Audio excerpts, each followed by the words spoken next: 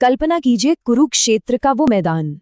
चारों तरफ युद्ध का शोर है, भ्रम है, डर है, और उस सबके ठीक बीचों बीच रथ पर खड़े हैं भगवान कृष्ण और अपने सबसे प्रिय मित्र अर्जुन को जीवन का वो सत्य बता रहे हैं जो सबसे गहरा है। तो चलिए आज श्रीमद् भगवद गीता के 7वें अध्याय के उसी दिव्य संवाद के एक हिस्से को समझने की कोशिश करते हैं। भगवान कृष्ण कहते हैं कि हजारों लोगों में से कोई एक ही होगा जो उन्हें पाने की कोशिश भी करता है, और फिर उन कोशिश करने वालों में से भी हजारों में कोई एक ही उन्हें सचमुच उनके असली रूप में तत्व से जान पाता है। तो सवाल ये है कि आखिर ये रास्ता इतना मुश्किल, इतना दुर्लभ क्यों है? तो बात वही है, आखिर ऐसा क्यों है? रुकावट कहाँ है? देखिए, प्रभु की तरफ से तो कोई रुकावट है नहीं, उनके दरवाजे तो हमेशा खुले हैं।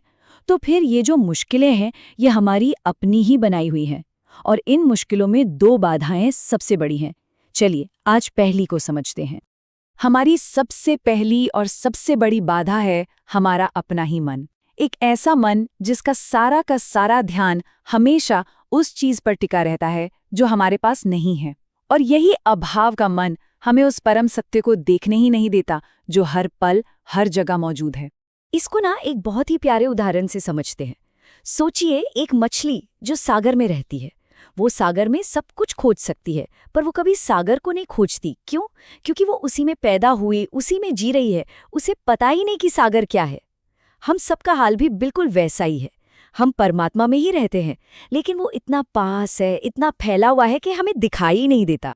और अपने मन की एक और बड़ी मजेदार आदत देखिए। मान लीजिए मुंह में एक दांत टूट जाए तो हमारी जीभ कहाँ जाती है? बार बार घूम फिर कर उसी खाली जगह पर जाएगी, है ना? उन 32 दांतों पर नहीं जाएगी जो सही सलामत है। बस हमारा मन हमेशा कमी की तरफ, अभाव की तरफ भागता है, और परमात्मा तो अति भाव है। वो कमी नहीं, वो तो मौजूदगी है, हर जगह, हर कण में। और शायद इसीलिए हम उसे भूल जाते हैं। तो फिर इस अभाव वाले मन से बाहर कैसे निकले? इसका रास्ता है एक सकारात्मक नजरिए से, जिसे शास्त्रों में विधायक चित्त कहा गया है। ये बस अपने देखने का ढंग बदलने की एक कला है। फर्क ना बहुत सीधा सा है। जो नकारात्मक मन है वो हमेशा कांटे गिनता रहेगा, और जो विधायक चित्त है वो उसी पौधे पर खिले हुए सुंदर से फूल के लिए धन्यवाद देगा। ये कला है जो नहीं है उसे छोड़कर जो है उसका आनंद लेने की, जो मिला है उसमें खुश होना, जो पास है उसमें संतुष्ट रहना। लेकिन हाँ, यहाँ संतोष का मतलब हाथ पर हाथ रखकर बैठ जाना नहीं है, बिल्कुल नहीं। बल्कि होता ये है कि जब कोई इंसान जो कुछ भी उसके पास है उसमें आनंद और रस लेना शुरू कर देता है, तो उसके अंदर एक नई प्यास जगती है उस परम स्रोत को जानने की जिसने ये सब कुछ दिया है। तो संतोष उस असली खोज का दरवाजा बन जाता है। अच्छा, चलिए मान लेते हैं कि किसी ने अपने मन को सकारात्मक बना भी लिया, तो क्या रास्ता खुल गया? क्या मंजिल मिल गई? नहीं। अभी एक और ज्यादा गहरी, ज्यादा बारीक बाधा सामने आकर खड़ी हो जाती है। एक ऐसी बाधा जो बड़े बड़े साधकों को भी रोक लेती है, और वो है मैं का भाव, यानी अहंकार का सिंहासन। जैन परंपरा में ना बाहुबली की एक बहुत अद्भुत कथा आती है। उन्होंने इतनी कठोर तपस्या की, इतनी कि उनके शरीर पर बेनें चढ़ गईं, पक्षियों ने घोंसले बना लिए, पर उन्हें होश तक नहीं था। सब कुछ दांव पर लगा दिया था, लेकिन फिर भी उन्हें सत्य नहीं मिला। क्यों? क्योंकि कहीं गहरे में एक मैं खड़ा था। मैं तपस्या कर रहा हूं, मैं सत्य को पाकर रहूंगा। और तब उनकी बहन ने आकर उनसे सिर्फ एक बात कही। उन्होंने कहा, ये हाथी की पालकी पर कब तक बैठे रहोगे? जरा नीचे तो उतरो। और जानते हैं ये हाथी की पालकी क्या थी?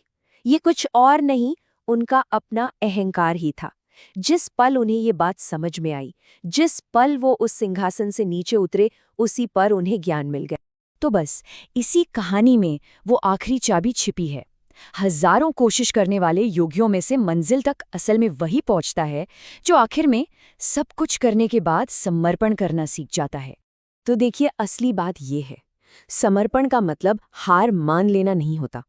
इसका सीधा सा मतलब है ये स्वीकार करना कि मैं अपनी छोटी सी ताकत से उस अनंत को नहीं पा सकता।